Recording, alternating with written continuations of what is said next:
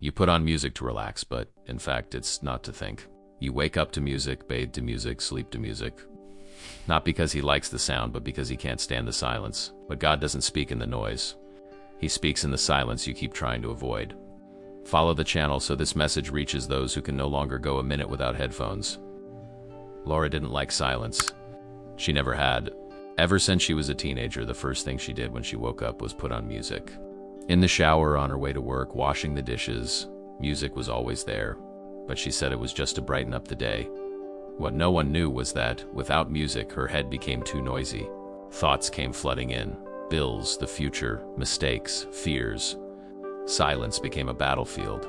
One Sunday, her phone's battery died in the middle of her walk. She tried to carry on as normal, but within minutes she was restless. He started walking faster, then slower. He checked his phone twice, 3 times. Her mind seemed to scream, and that was the day she realized it wasn't the silence that bothered her. It was herself. Music wasn't a soundtrack. It was a disguise. It was an escape. That night she tried to pray, but the same discomfort returned. "God, why won't my mind stop?" she whispered. And for the first time, she realized what was happening. She was filling her life with noise because she couldn't handle the emptiness. But God doesn't come in when we want to run away. He comes in when we stop running away. Laura was never the type of person to freak out in front of others. She was calm, polite, too calm, they said. But inside ... it was a different story. Her heart would race out of nowhere. She'd think 1,000 things at once. Sometimes just imagining a conversation that hadn't even happened yet would make her body freeze. And since she didn't want to worry anyone, she'd put on her headphones, press play, and smile. It was her way of hiding it. But anxiety doesn't go away when we hide it. It grows in the dark. One of those nights she woke up at 3 a.m. breathless. She went to the bathroom, looked in the mirror, and felt a strange sensation. She was tired of pretending everything was fine.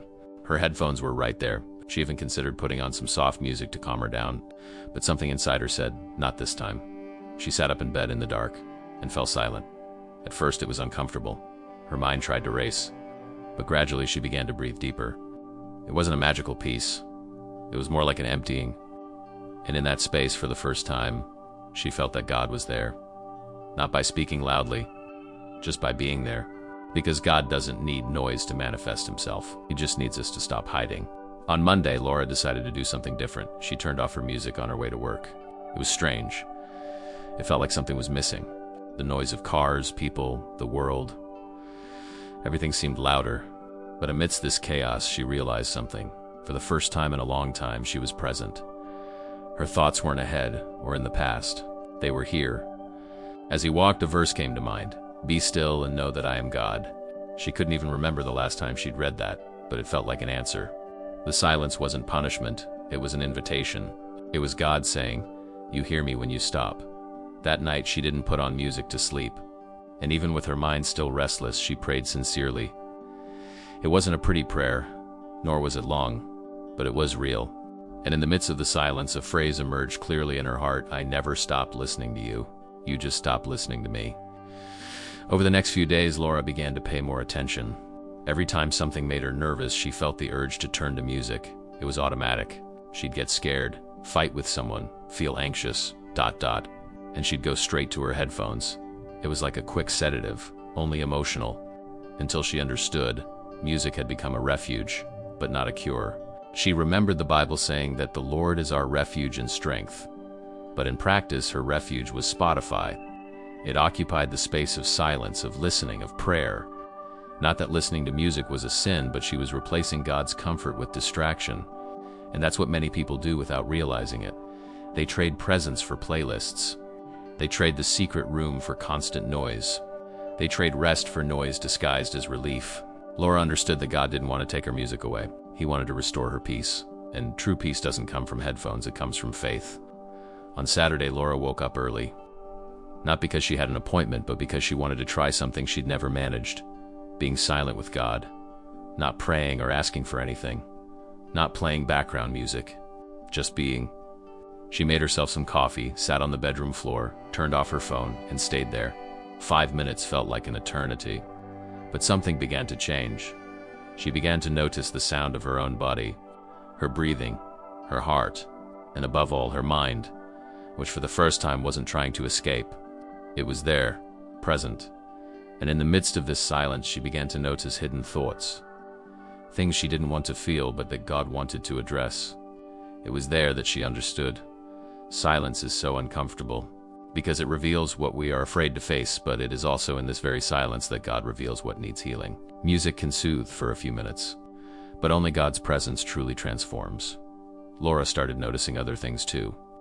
How she could no longer eat lunch without music playing, or how she even used her headphones to go from her bedroom to the kitchen. It was subtle but real. She was dependent on noise so as not to feel it was as if every silence was a threat. And then he understood what had started as relief was now a prison. She remembered how Jesus withdrew to quiet places, and she noticed the contrast. While he sought the Father in the silence, she spent her days trying to escape him. What was supposed to be a rest became noise. And this wasn't just emotional, it was spiritual. It was the kind of distraction that seems innocent but distances you from yourself and from God. And the anxiety, it still came. But now she understood when it was her own and when it was a response to overstimulation. She discovered that her heart raced not because the problem was serious, but because she never stopped. And if God speaks in the gentle breeze, she would never hear it as long as the volume was always turned up. On Sunday, Laura went to church without headphones. She didn't listen to praise music on the way. She didn't scroll through the service. And for the first time in a long time, she was there, body and soul. When the musicians started playing, it was different. It was no longer about being distracted by the sound. It was about surrendering to the presence. Music wasn't an escape. It was communion. She understood that the problem was never listening to music. It was using music to fill a hole that only God could fill. How many times did she press play to avoid praying? How many times did she turn up the volume because she didn't want to cry? And now in the middle of worship, she was crying not out of anxiety but out of relief, because she was being heard. Because finally I had stopped running away. From that day on, she never abandoned her headphones, but she began to choose when to use them. She began to create moments of silence, and most importantly, moments with God. She discovered that sometimes what we need most isn't a new song, it's a heart willing to listen. One cloudy morning, Laura did something that previously seemed impossible. She sat on the floor for 20 minutes, without music, without distractions, without rushing, just her and God. She didn't say much. She didn't hear any voice from heaven, but she felt something different. Peace. Not a noisy, emotional peace, but the kind the Bible speaks of that surpasses all understanding. There she understood that silence is also prayer, that there are times when God doesn't want us to say anything, just to be there. And that was liberating, because all the anxiety that came from the need to always be doing, listening, running, began to lose strength. She learned that being still is also to trust. On the hardest days, when her mind still tried to race, she didn't run with it. She sat, breathed, and remembered, God is here, even when I can't hear anything. And little by little, the silence that once frightened her became a haven, and what was once discomfort became a secret place.